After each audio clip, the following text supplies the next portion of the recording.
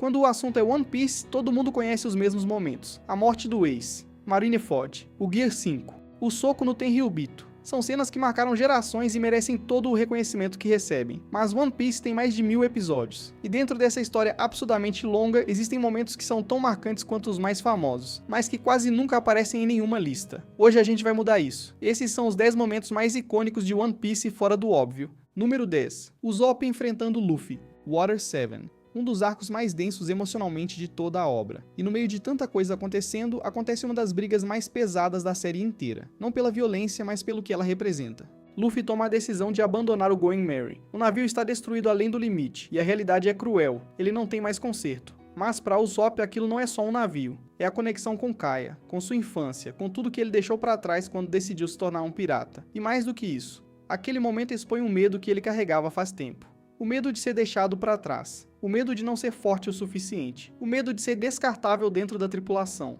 Então ele desafia Luffy. E o que vem a seguir é uma das lutas mais desconfortáveis de assistir em toda a obra. Não porque seja violenta demais, mas porque você sente os dois lados ao mesmo tempo. Você entende o Luffy, que está tomando uma decisão racional como capitão, mesmo que doa. E você entende o Usopp, que está usando cada estratégia, cada truque, cada armadilha que conhece. Não para vencer, mas para provar que vale alguma coisa. Ele usou um Impact Dial de Skypiea. Jogou areia nos olhos. Causou uma explosão. Ele lutou como alguém que sabe que vai perder, mas que precisa mostrar que não desistiu. E quando Luffy vence, em silêncio, devagar, colocando o chapéu de palha de volta na cabeça, não tem celebração, não tem discurso, só peso. Esse foi o momento em que Usopp deixou de ser apenas o alívio cômico da tripulação, e se tornou um personagem de verdade, complexo, com inseguranças reais, com uma dor que qualquer pessoa consegue sentir.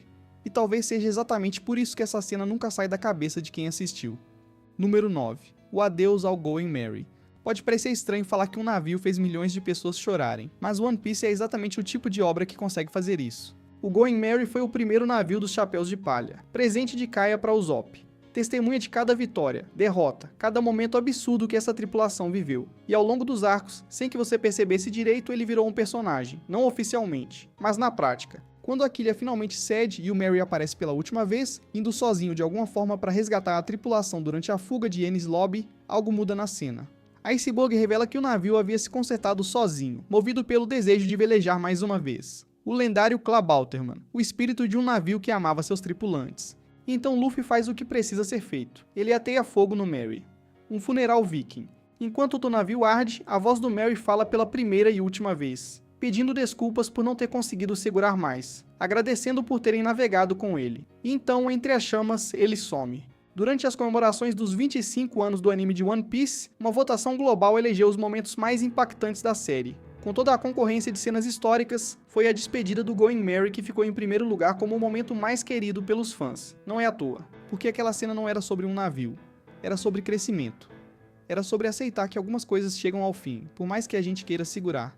E Oda conseguiu fazer isso com um barco de madeira de um jeito que séries inteiras não conseguem fazer com personagens humanos. Número 8. Sanji agradecendo Enel pelo cigarro. Skypiea tem vários momentos que ficam esquecidos com o tempo. A saga vive sendo subestimada, mas esse aqui é impossível de esquecer para quem viu. O contexto é simples. Enel era o antagonista do arco inteiro, um personagem construído para parecer absolutamente intocável. Com a Akuma no Mi do Trovão, ele se transformava em eletricidade, tornando qualquer ataque físico direto completamente inútil. Ele tinha um hack de observação tão avançado que chamavam de mantra. Conseguia ouvir os pensamentos e prever movimentos de praticamente qualquer pessoa na ilha. E ele vinha eliminando todo mundo ao longo do jogo de sobrevivência com uma frieza absurda. Então Sanji aparece na frente dele. Enel não hesita, lança um ataque elétrico direto, devastador, o tipo de coisa que deveria acabar com qualquer luta em segundos. E literalmente acaba. Sanji cai. O ataque é tão forte que a descarga elétrica acende o cigarro que estava na boca dele.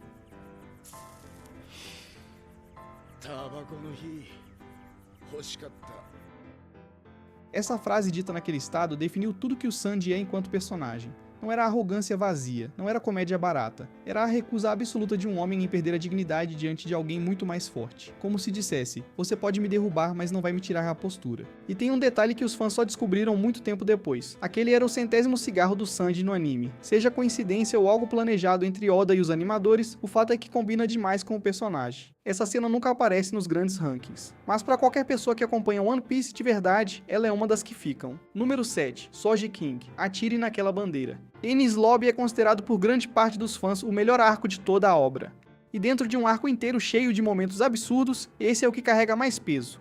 A situação é a seguinte: Robin está presa. Spandam, o líder da CP9, está zombando da tripulação, dizendo que eles não têm poder algum diante do governo mundial, que por mais que tentem, ela nunca será livre, que o braço do maior poder do mundo os esmaga antes de qualquer reação. E Robin, que passou a vida inteira acreditando que seria um fardo para qualquer pessoa que se importasse com ela, começa a ceder. Ela pede para a tripulação ir embora, diz que não quer que ninguém sofra por ela. Então Luffy faz algo que não exige poder, não exige gear algum, não exige um discurso elaborado. Ele olha para Sogeking e dá uma ordem simples: atire naquela bandeira. E Sogeking atira. A bandeira do governo mundial pega fogo no meio de Enies Lobby, na frente de centenas de fuzileiros navais, na frente de toda a CP9. Ali naquele momento, uma tripulação de piratas relativamente desconhecidos declarou guerra ao maior poder do mundo por uma amiga. Spandam entra em pânico. Os fuzileiros ficam paralisados, e Robin, que por toda a vida havia aprendido que confiar nas pessoas era perigoso, que era mais seguro andar sozinha, que ela não merecia ser salva, pela primeira vez não consegue mais segurar. E ela chora, e grita que quer viver. O que torna essa cena tão gigante não é a escala do gesto, é a simplicidade. Luffy não precisou de um monólogo, ele não explicou nada. Ele só deixou claro, da maneira mais direta e irreversível possível, que os inimigos de Robin eram os inimigos dele, e pronto, sem negociação, sem condição. Esse foi o momento que transformou Enies Lobby em mais do que um arco de ação. Foi o momento em que One Piece provou que lealdade de verdade não precisa de palavras grandes. Número 6. Luffy escalando Drum com Nami e Sanji nas costas. Drum Island, um dos primeiros arcos da obra, ainda no começo da jornada dos Chapéus de Palha. E dentro de um arco que ficou famoso por apresentar o Chopper, existe uma cena que quase ninguém coloca em lista nenhuma, mas que talvez seja a definição mais perfeita de quem Luffy é como personagem. Nami está gravemente doente. Ela precisa de um médico com urgência, e o único disponível na ilha vive no topo de uma montanha coberta de neve. Uma escalada de cerca de 5.000 metros em temperatura glacial, em plena nevasca. Sanji tenta ajudar, mas sofre um acidente durante a subida e fica desacordado. E então Luffy faz o que qualquer pessoa sensata diria ser impossível. Ele carrega Nami nas costas, segura Sanji pela boca e começa a escalar. 5.000 metros, com 2 pessoas dependuradas no corpo, num frio que congela qualquer coisa, com as mãos sangrando cada vez mais a cada metro vencido, com o corpo gritando para parar, e ele não para. Não tem discurso, não tem música épica de fundo explicando o quanto aquilo é grandioso. É só Luffy escalando em silêncio, porque 2 dos seus estão precisando de ajuda, e essa é a única opção que existe. Esse momento é importante porque ele acontece muito cedo na obra, antes dos Gears, antes do hack, antes de qualquer coisa absurda de poder, e já mostra com absoluta clareza que o que torna Luffy diferente nunca foi a força, foi a recusa em parar quando a situação pede que ele pare. 5.000 metros de escalada no braço, com 2 pessoas nas costas, no frio extremo, é metade da altura de Skypiea, e ele fez isso no início da história, sem hesitar. Essa cena não precisa de efeitos especiais para ser gigante, ela já é. Número 5. A sombra de Luffy tocando o sino dourado. Por muitos anos, fãs pulavam essa saga achando que era lenta demais, desconectada demais do resto da obra, e perdiam sem saber um dos momentos mais bonitos de toda a série. Para entender o peso dessa cena, você precisa conhecer Cricket. Mont Blanc Cricket era descendente de Noland, um explorador que séculos antes havia encontrado uma cidade dourada e voltado para contar. Ninguém acreditou. Ele foi executado como mentiroso, e o nome Noland virou sinônimo de mentiroso, uma lenda usada para envergonhar a família por gerações. Cricket passou a vida inteira mergulhando no fundo do mar em Jaya, procurando qualquer evidência de que seu ancestral havia dito a verdade, sozinho, sem reconhecimento, carregando o peso de um nome que o mundo havia decidido que era uma mentira. E então Luffy e os Chapéus de Palha aparecem, ouvem a história, e sobem para o céu. Quando Luffy derrota Enel no grande campanário e golpeia o sino dourado, o mesmo sino que Noland havia descrito séculos antes, o som ecoa para baixo, atravessa mais de 10.000 metros de altitude, e chega até Cricket em Jaya. Ele olha para o céu, e vê a sombra de Luffy projetada nas nuvens ao lado do sino. Nenhuma palavra é necessária. Não tem diálogo explicando o que aquilo significa. A imagem fala sozinha. A promessa estava cumprida. O ancestral havia dito a verdade. 4 séculos de vergonha, de dúvida, de solidão. Tudo aquilo se dissolve num único momento visual. Luffy não sabia exatamente o que estava fazendo por Cricket quando foi para Skypiea. Ele simplesmente foi, e mesmo assim, sem querer, fechou um ciclo que durava gerações.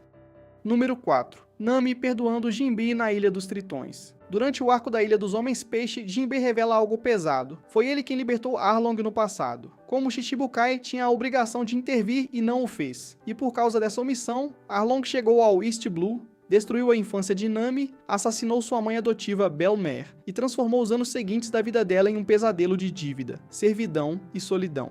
É Jinbe que conta tudo isso, com clareza, sem desculpas. Ele diz que aceita qualquer punição que Nami queira impor.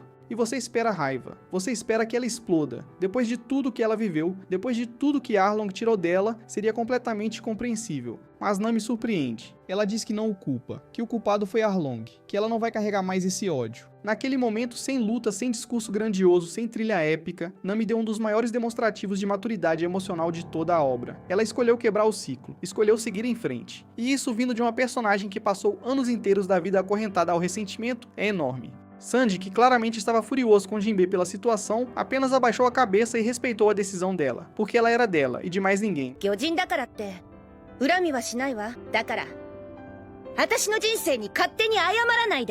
Esse foi o momento em que Nami deixou de ser a personagem marcada pela dor de Arlong e se tornou algo maior do que aquela história, mais forte. Não pelas habilidades do Clima Tact, mas por dentro. Número 3. Luffy esperando Sanji voltar em Whole Cake. O contexto. Sanji acabou de bater em Luffy, de propósito, com força. Disse palavras que claramente não queria dizer. Chamou o capitão de inútil. Disse que nunca quis fazer parte da tripulação. Tudo para afastar Luffy e protegê-lo do perigo que estava por vir com a família Vinsmoke e Big Mom. E então ele entra na carruagem e vai embora. E o Luffy? Ele simplesmente fica, machucado, com fome, destruído física e emocionalmente, no chão.